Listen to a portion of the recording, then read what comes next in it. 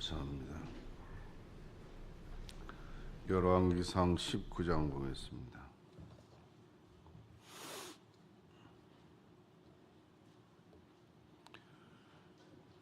열왕기상 19장 1절에서 14절까지 보겠습니다. 549쪽 열왕기상 19장 1절에서 14절 다 같이 봅니다. 아합이 엘리야의 무릇 행한 일과 그가 어떻게 모든 선지자들을 칼로 죽인 것을 이세벨에게 고하니 이세벨이 사자를 엘리야에게 보내어 이르되 내가 내일 이맘때에는 정녕 내 생명으로 저 사람들 중 한 사람의 생명 갖게 하리라. 아니하면 신들이 내게 벌 위에 벌을 내림이 마땅하니라 한지라. 저가 이 형편을 보고 일어나 그 생명을 위하여 도망하여 유다에 속한 브엘세바에 이르러 자기의 사환을 그곳에 머물게 하고 스스로 광야로 들어가 하룻길을 행하고 한 로뎀나무 아래에 앉아서 죽기를 구하여 가로되 여호와여 넉넉하오니 지금 내 생명을 취하옵소서. 나는 내 열조보다 낫지 못하나이다 하고 로뎀나무 아래에 누워 자더니 천사가 어루만지며 이르되 일어나서 먹으라 하는지라. 본즉 머리맡에 숯불에 구운 떡과 한 병에 물이 있더라. 이에 먹고 마시고 다시 누웠더니 여호와의 사자가 또 다시 와서 어루만지며 이르되 일어나서 먹으라. 네가 길을 이기지 못할까 하노라 하는지라. 이에 일어나 먹고 마시고 그 식물의 힘을 의지하여 40주 40야를 행하여 하나님의 산 호렙에 이르니라. 엘리야가 그곳 굴에 들어가서 거기서 유하더니 여호와의 말씀이 저에게 임하여 이르시되 엘리야야 네가 어찌하여 여기 있느냐. 저가 대답하되 내가 만군의 여호와 하나님을 위하여 열심히 특심이오니 이는 이스라엘 자손이 주의 언약을 버리고 주의 단을 헐며 칼로 주의 선지자들을 죽였음이오며 오직 나만 남았거늘 저희가 내 생명을 찾아 취하려 하나이다. 여호와여 가라사대 너는 가서 여호와 앞에서 산을 섰으라 하시더니 여호와께서 지나가신데 여호와의 앞에 크고 강한 바람이 산을 가르고 바위를 부수니 바람 가운데 여호와께서 계시지 아니하며 바람 후에 지진이 있으니 지진 가운데서도 여호와께서 계시지 아니하며 또 지진 후에 불이 있으나 불 가운데 여호와께서 계시지 아니하더니 불 후에 세미한 소리가 있는지라.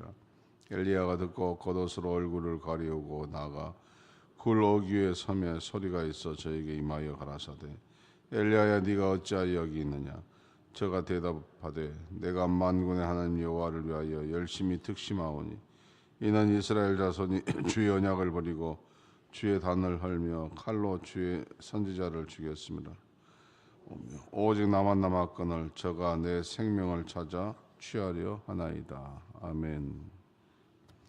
좌우로 인사하시죠. 오늘도 승리하는 하루 되시길 바랍니다.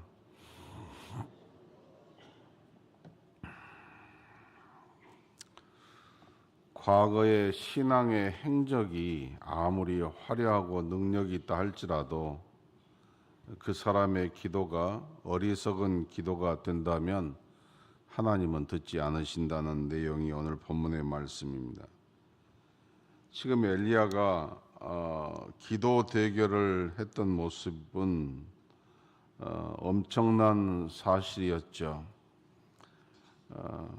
그런데 그럼에도 불구하고 850명의 우상의 선지자들과 대결하던 당당한 모습은 없어지고 또 다른 모습, 어리석은 모습으로 바뀌는 그런 장면입니다.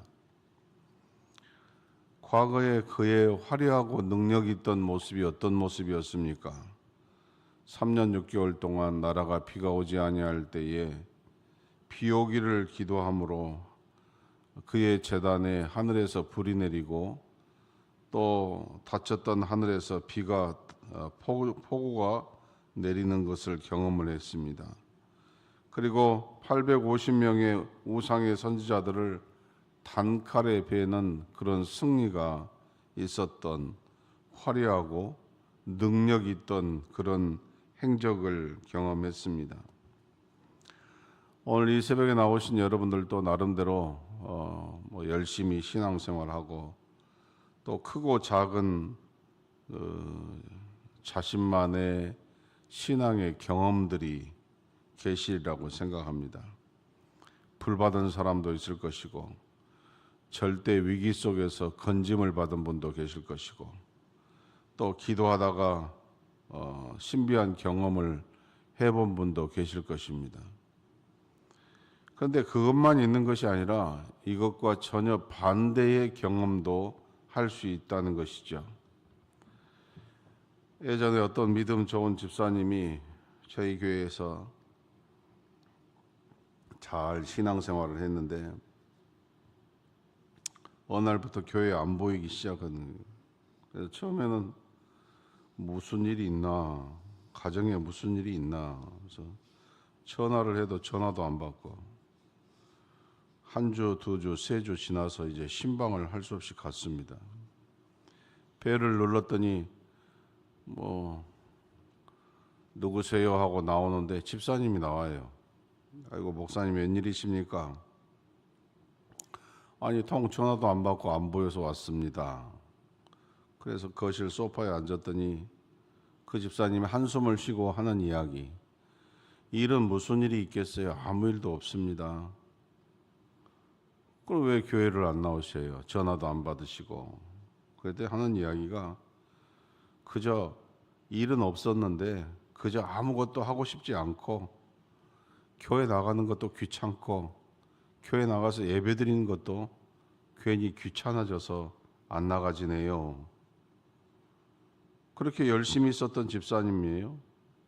주일 예배도 안 빠지고 오후 예배도 안 빠지고 수요 예배도 안 빠지고 앞쪽에 앉아서 아멘 아멘 하고 은혜 받고 눈물이 글썽글썽하고 이러던 분인데 지금은 모든 것이 한순간에 귀찮다는 것이에요. 그리고 교회와 연결된 일은 하나도 하기 싫다는 것이에요. 여러분 이런 일 경험해 보지 않으셨습니까? 이런 마음이 든 적이 없으십니까? 다 있어요. 저도 있는데 뭐 여러분이 없겠어요? 근데 이게 뭐냐? 이런 증상이 뭐냐? 신앙의 슬럼프라고 그럽니다. 신앙의 슬럼프라는 것이 간혹 찾아옵니다. 정신과 의사의 글을 읽어보니까 슬럼프를 뭐라고 표현하냐면은 일종의 독감이다 이렇게 표현을 합니다. 제가 한동안 공황장애 앓았다고 말씀드린 적이 있죠. 공황장애가 오면은 불을 못 끄고 잡니다. 또 창문이 없으면 거기에 오랫동안 있지 못합니다. 또 문이 다 닫혀 있으면은 그거 못 견딥니다. 가슴이 터져버리려고 그래서.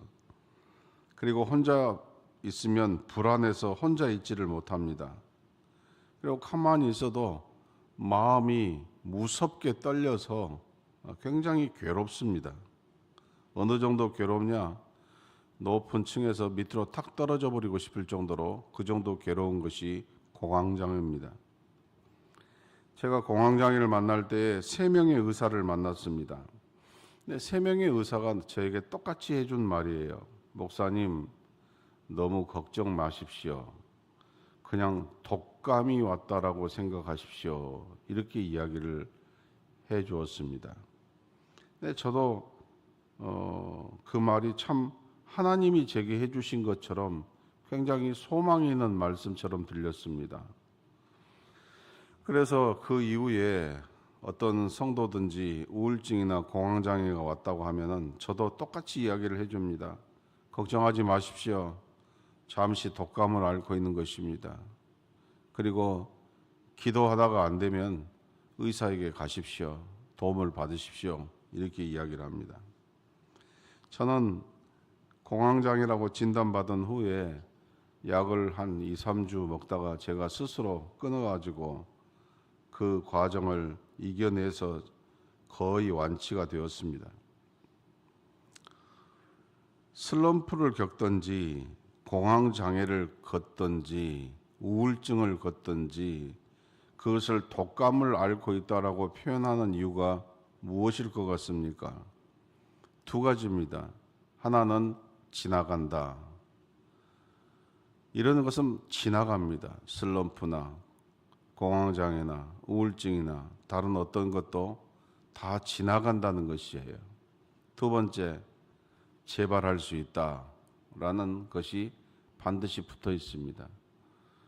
지나가기도 하지만 잘못 관리하면 또 다른 문제가 생기면 재발할 수 있다는 것이 그 독감입니다라고 표현한 것이죠. 누구든지 예외가 없습니다. 기도 생활 오래 했다라고 자기는 그런 것은 전혀 상관이 없다고 천만의 말씀입니다. 본인이 그것이 무슨 병인지 알지 못해서 그러지 사람마다 이런 병에 얼마든지 노출될 수가 있고 독감이 오면 심하게 아프듯이 슬럼프나 이런 우울증이나 또한 공황장애나 다른 어떤 것이 오면 몸이 심각하게 힘든다는 것을 다 알 수가 있습니다. 화려하고 능력의 삶을 살았던 엘리야도 슬럼프가 왔습니다. 적어도 엘리야가 갈멜산에 있을 때에는 바알과 아세라를 섬기는 850명을 혼자 상대해도 될 만할 정도로의 대단한 능력을 가졌던 사람입니다. 그때 그의 모습은 저런 사람은 한평생 슬럼프를 모를 거야. 저런 사람은 우울증도 안 겪어볼 거야. 공황장애도 안 겪어. 누가 그런 생각을 할 수가 있겠어? 하는 그런 상황입니다.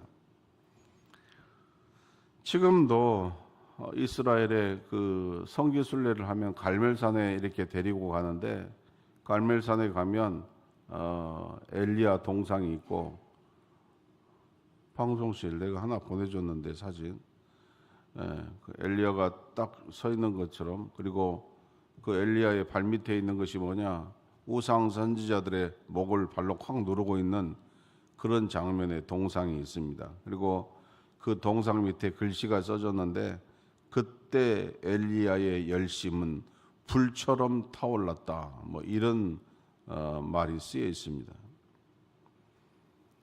엘리야는 정말 하나님을 위하여 열심이 특심이었다고 했습니다. 기도의 사람이었고 능력의 사람이었습니다. 그런데 그런 사람도 어느 날 슬럼프가 왔다는 것이에요. 지금까지는 잘 드러나지 않았던 왕후 이세벨이 이제 아주 마각을 드러내어서 엘리야를 잡으라고 체포령을 내렸습니다. 그래서 사태가 아주 한순간에 급진전이 되는데 갈멜산의 승리에 취해 있던 이 엘리야가 갑자기 마음에 두려움이 생겨버린 거예요. 850명의 강력한 우상 선지자들도 하나도 겁나지 않았던 사람이 여자 왕후의 말 하나에 갑자기 겁을 먹고 두려움이 오기 시작한 것이에요. 그리고 그것으로 끝나는 것이 아니라 도망자가 되어버리죠. 그래서 황급히 짐을 꾸려서 사원 한 명을 데리고 이스라엘 최남단에 있는 부엘셰바로 도망가 버린 것이에요. 이때 엘리야의 심정이 어떻겠습니까? 아무 생각이 안 나고 그저 무서울 따름이에요. 여러분, 그저 무섭기만 하고 그저 걱정만 생기는 그런 밤이 없지 않았습니까? 이 나이가 되시도록 그냥 평범하고 코 골고 잠만 깊이 자는 잠만 자셨습니까? 그렇지 않지요. 그 밤을 다 세워서 하루하루 점검해 보면 꽤 많은 시간이 힘들고 어려운 시간들이 많으셨을 겁니다. 그래서 이 엘리야가 지금 겪고 있는 슬럼프와 그 두려움은 엘리야도 그랬구나 라고 공감을 하게 됩니다. 그런데 이런 상황 속에서 엘리야가 했던 기도가 있습니다. 그 기도를 우리는 무슨 기도라고 말하냐? 어리석은 기도라고 말합니다. 어제는 쓸데없는 기도라고 이야기했고 오늘은 어리석은 기도에 대한 이야기입니다. 어리석은 기도 언제 하냐? 우리가 이렇게 막 은혜 받은 표정 짓고 아멘도 하고 눈물도 글썽거리고 몸을 앞뒤로 흔들면서 기도하고 그냥 보면 정말 열심히 특심인 것 같은데, 그런 사람들도 어리석은 기도 할 날이 있다 그 말이에요. 언제? 생각지도 않는 일이 일어날 때. 지금은 견딜만 한데 견딜 수 없는 일이 일어날 때, 생각대로 되지 아니할 때에, 계획대로 되지 아니할 때에, 기도한 대로 되지 아니할 때에 우리에게 어떤 일이 일어나면 어떻습니까? 낙심하고 슬럼프에 빠집니다. 또한 인간관계에 문제가 생길 때에 우리가 또 어리석은 기도를 할 수 있죠. 직장에서 동료 간에, 친구 간에, 또 성도 간에 어떤 배신이나 어떤 원수 삼는 그런 감정이 돋을 때에 우리가 어리석은 기도를 하게 됩니다. 그런가 하면은 행복하지 못한 가정생활이 올 때에도 우리가 어리석은 기도 생활을 할 수가 있습니다. 부부의 갈등이나 자녀와의 갈등 속에서 이런 일이 일어납니다. 또 경제 문제가 꼬이거나 하늘만 바라보고 사는 것이 신앙이 아니라 물질 삶에 쫓김이 오고 궁핍함이 오면은 영적 생활에도 큰 타격이 옵니다. 그래서 어리석은 기도를 하게 되죠. 그런가 하면 육신적인 질병이나 피곤이 오면 그것 역시 어리석은 기도로 우리가 가기가 쉽습니다. 누구든지 건강해야지, 병들고 몸이 피곤하면 굉장히 영적인 삶도 흐트러지기가 쉽습니다. 그런가 하면은 내면의 고독이나 격리나 소외감이 올 때도 역시 어리석은 기도에 빠지기가 쉽습니다. 이 19장 4절 말씀에 영어 성경을 번역해 보면 이런 내용입니다. 주님, 이제 됐습니다. 더 이상 참고 싶지 않습니다. 더 이상 기다릴 필요도 없습니다. 저는 당신을 위해 일했지만 당신은 끝내 나를 도와주지 않았습니다. 더 이상 견디지 못하겠습니다.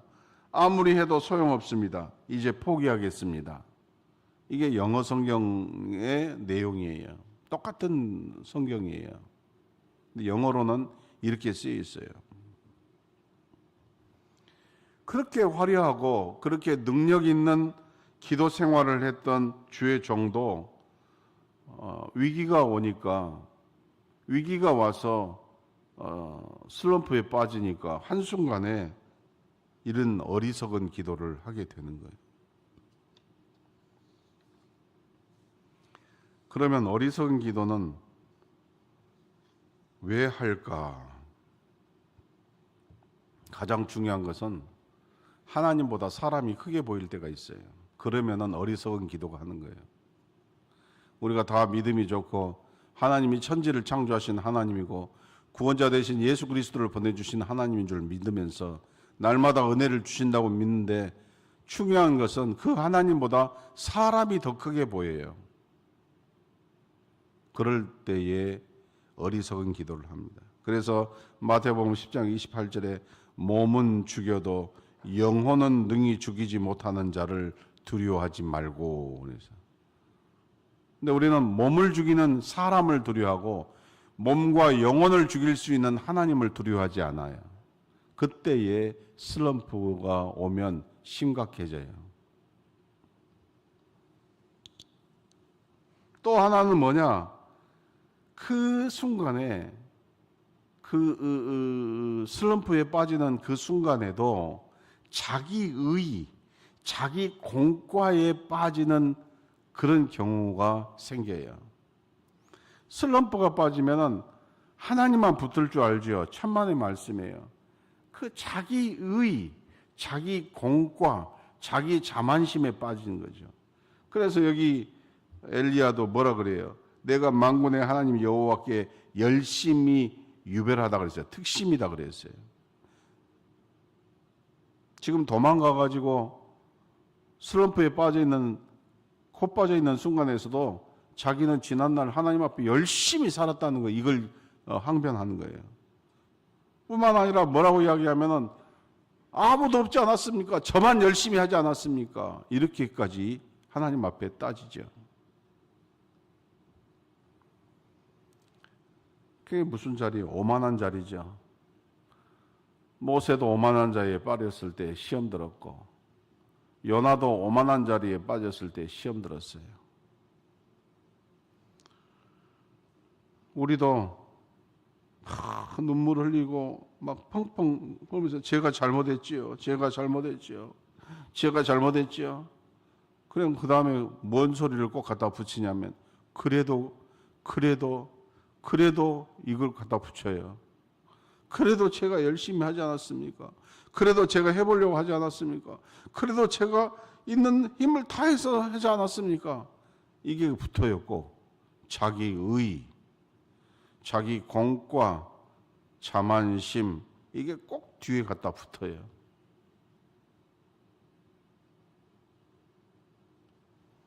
그럼 우리가 이런 어리석은 기도로부터 벗어나는 방법이 무엇일까요? 항상 잊어서는 안 되는 것은 하나님이 모든 것을 알고 계신다는 이것이 머리에서 떠나면 안 돼요. 하나님은 모든 것을 알고 계셔요. 엘리야가 갈멜산에 있을 때든지 이스라엘 최남단 부엘셰바로 도망가 버렸을 그 로뎀나무 아래에 있든지 하나님 다 알고 계세요. 무엇 때문에 그런지도 다 알고 계셔요. 하나님이 다 보고 계신다는 것이에요. 갈멜산에서도 또 로뎀나무 아래서도 또 호렙산에서도 하나님은 이 엘리야의 모든 행적을 다 아신 거예요. 은혜 받을 때만 하나님이 알고 계신 것이 아니에요. 모든 행적을 다 알고 계시는 하나님이셔요. 우리가 못난 짓을 하고 있을 때도, 더러운 짓을 할 때도, 우리가 눈물 펑펑 흘리며 회개할 때도, 그러면서도 자기 의와 자기 자만심과 자기 교만으로 있는 그 순간도 하나님 그대로 알고 계신다는 거죠. 한순간도 빠짐없이. 오늘 여기 말씀을 보니까 5절 말씀에 로뎀나무 아래 누워 자더니 그랬어요. 천사가 와서 어루만지며 그랬어요. 또 7절에도 여호와의 천사가 또다시 와서 어루만지며 그랬어요. 찾아오셨어요. 나의 고통의 현장에.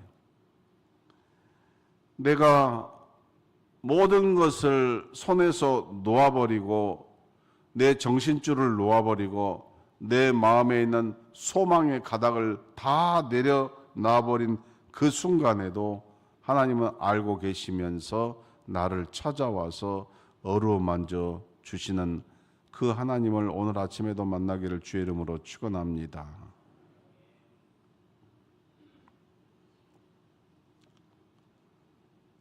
내가 어리석은 기도에 빠져 있을 때에 하나님은 그러면 어떻게 나를 치료해 가시느냐? 여기 5절 6절 말씀을 보면은 지치고 굶주려서 쓰러진다는 거예요. 사람이 슬럼프에 빠지면 지치고 굶주려요. 근데 그런 나를 찾아와서 나의 굶주린 배를 먼저 채워주셔요. 엘리야를 찾아오셔서 숯불에 구운 떡과 물을 먼저 먹이셨어요. 하나님은 나에게 어떤 분이냐? 내 입맛을 살아나게 하시는 요리사예요. 또 깊은 잠을 자게 해주셨다 그랬어요. 하나님은 의사예요. 지금 내 몸에 뭐가 필요한 것을 누구보다도 잘 아시는 의사가 되시는 하나님이셔요. 또 온 몸을 어루만져 주었다는 표현을 2번이나 하고 있어요. 하나님은 나에게 최고의 마사지사예요.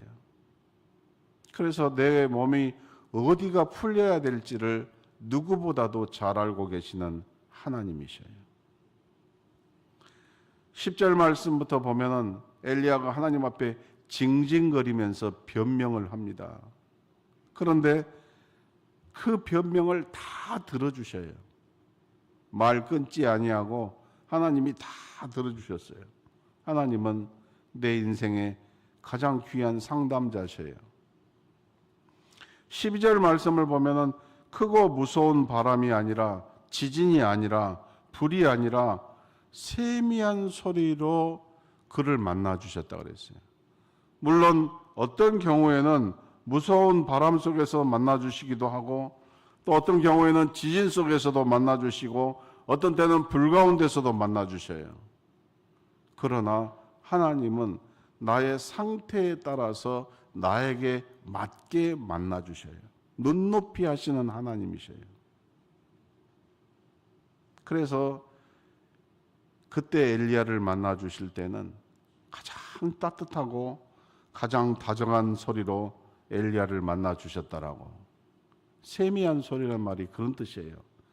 작은 소리라 들릴라 말라 하는 그런 소리를 말하는 것이 아니라 가장 따뜻하고 가장 다정한 소리로 엘리야를 만나 주셨다 하는 것입니다.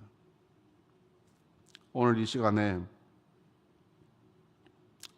책망받을 일이 왜 없겠습니까? 매맞을 일이 왜 없겠습니까? 하나님의 무서운 진노를 받을 만한 일이 왜 우리가 없겠습니까? 그런데 하나님이 다 아신다니까요. 하나님은 요리사이시고 나의 의사가 되어주시고 나의 최고의 마사지사가 되어주시고 나의 최고의 상담자가 되어주시고 가장 따뜻하고 다정한 소리로 나를 위로해 주시는 분이시고 내가 가야 할 길이 어떤 길인가를 인도해 주시는 하나님이셔요. 그 하나님을 만나시기를 주의 이름으로 축원합니다. 나의 하나님을 만나십시오. 남의 하나님을 만나지 말고 나의 하나님을 만나십시오. 나의 하나님. 이 과정을 거쳐서 다시 사명을 부여받아 하나님의 산 호렙에 올라가는 40주 40야를 걸어서 주를 만나러 가는 이 엘리야의 뒷모습을 여러분의 모습이라고 생각하십시오. 전화위복이 되는 모습이죠. 이렇게 살아서는 안 됩니다. 늘 하는 말인데 이 정도의 신앙을 가지고서 살아서는 안 됩니다. 전화위복이 돼야지요. 적당하게 시간 맞춰놓고 딱 시간 그어놓고 딱 한계를 그어놓고 그렇게 하나님을 만나는 것이 아니에요. 하나님을 전적으로 만나야지요. 지금 만나야 됩니다. 여러분, 슬럼프 속에서 만난다는 것은 그만큼 내 인생이 바닥에 떨어졌다는 것이에요. 그러기보다 조금 더 건강할 때, 조금 더 정신이 온전할 때, 조금 더 젊을 때에, 조금 더 가졌을 때에, 조금 더 신나게 해볼 수 있을 때에 어린 아이들은 몇 번을 넘어져도 탈탈 털고 일어나지 않습니까? 수십 번 뒹굴어도 탈탈 털고 일어나요, 아이들은. 노인들은 한 번 넘어지면 어떻게 됩니까? 뼈가 박살나서 병원에 입원해야 돼요.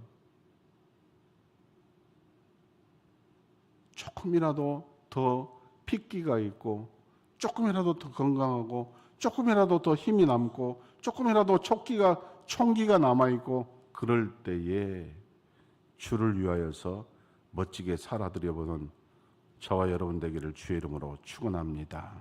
오늘 또 이 아침에 우리 하나님을 만나시기를 주의 이름으로 축원합니다. 물 가운데 지날지라도 물 가운데 지날 때에도 침몰지 않으며 불 가운데 행할 때에도 너를 상치 못하게 하시리 너를 지명하여 부르신 하나님 큰 사랑 너를 구속하여 살리신 하나님 내게 말씀하시네.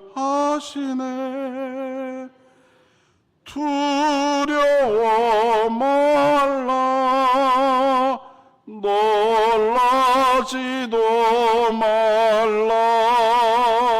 내가 어딜 가든지 무슨 일 만나든지 내가 함께 하리라.